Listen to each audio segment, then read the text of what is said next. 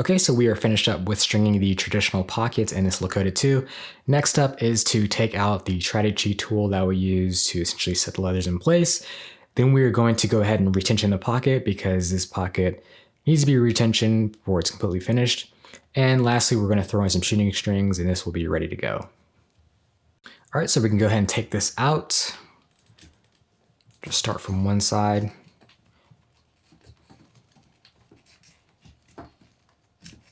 Depending upon how narrow your head is, this could be kind of difficult.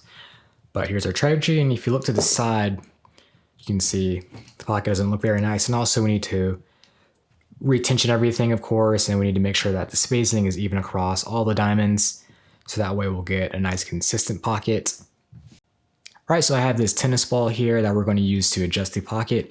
You can use a tennis ball. You could also use a standard swag slacks ball. Those work pretty well. I would not recommend using a real ball because those are very grippy and hard to string around. And usually you'll end up with a pocket that's a little bit too focused around the ball, which won't throw properly or hold onto the ball very well.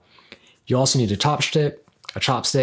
I don't have a chopstick. I just have this little metal bar that came with a little pocket pounder device, which works perfect because it's the right width for a head. So we'll go ahead and throw this in here. And then from here, we can kind of go in and then check up on all of our diamonds to see how the spacing is. So let's see here. I'll move this one down just a little bit, because ideally you want these to all be around the same diamond size. Once you get a little bit more experience with traditional pockets, then you can kind of, play with different diamond sizes, because obviously larger diamonds in the pocket will have more hold. Smaller diamonds will give you a smoother, quicker release, so you can experiment with that once you get a little bit more experienced. And so essentially we're just going in, making sure that the spacing is kind of where we want it to be, and that our diamonds are evenly offset.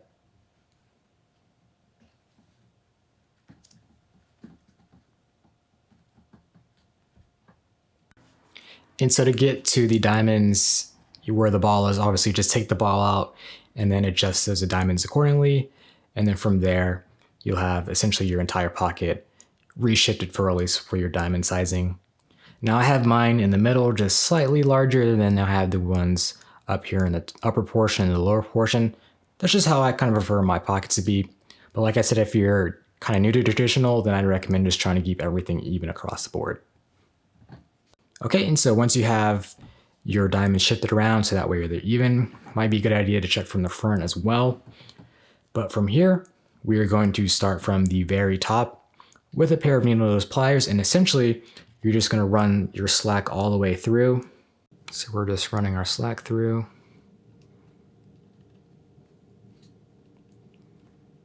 You don't really want this to be as tight as possible. It's something you kind of have to gauge, but you don't want it to be, particularly loose.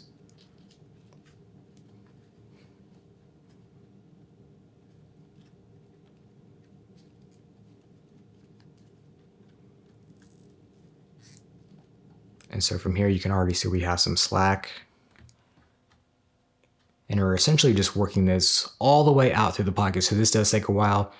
And I recommend definitely taking your time, because usually the more time you spend doing it the first time around, the less maintenance work you'll have over time, essentially.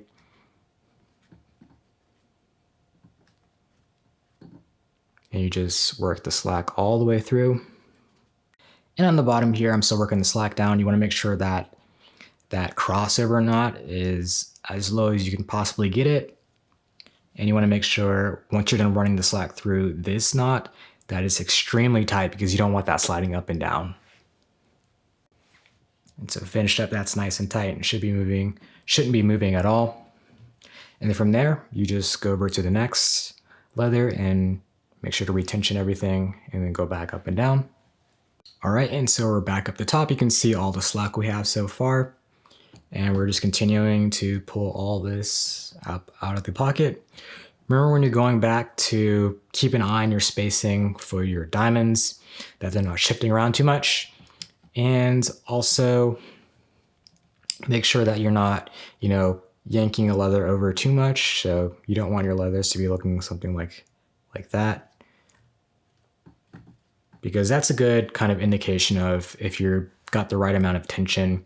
It should be pulled over just enough that the string itself is pretty tight, but not to the point that it's pulling over a leather. So just continue working the slack up and through, and it's essentially like you're restringing the pocket. All right, so we just transferred over. I retightened the crossover, my second crossover knot. Once again, make sure that is extremely tight, almost pinching the leather. And then from here, once again, we're just working the slack back up and through the pocket.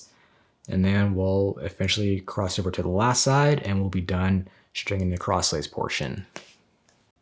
All right, so we're about to cross over to the next and final side of the traditional pocket. You want to be very careful here in the middle portion. You want to make sure that the kind of center track essentially doesn't get too splayed out apart, because that'll give you a lot of consistency issues. So here you can see it's just ever so slightly wider than it is up in the center portion. Usually the tighter or the closer the leathers will be, you'll get a kind of a smoother, quicker release. A wider center track will usually give you more hold, but it ends up usually being a little bit less consistent. So we're just moving or getting the rest of the slack through. You can see by this point, we have quite a bit. And then once we get to the other side, we'll have even more. So here we can see, here's our knot, and then look at all the slack. It's like the length of the head, but a lot of slack. So I'll just undo this knot here.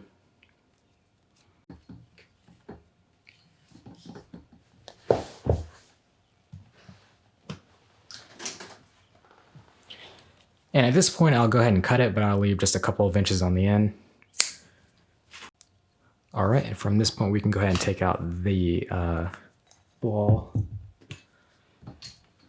And then from here, what you want to do is just kind of pound the pocket in a little bit to give it a little bit of definition.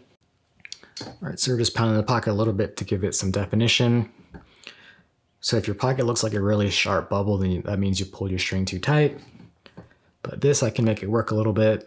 So from the front, you can see that this leather is kind of splayed out a little bit, but I can make that work, that's fine. But from here, you can kind of check and make sure your diamond spacing is kind of where you want it to be. And like I said, I like to have my diamonds personally just a little bit larger where the ball is going to sit in the specific pocket. And also, this is a good time to use a pocket pounder just to kind of break in the pocket a little bit. Next portion, we'll go ahead and get into the shooting strings.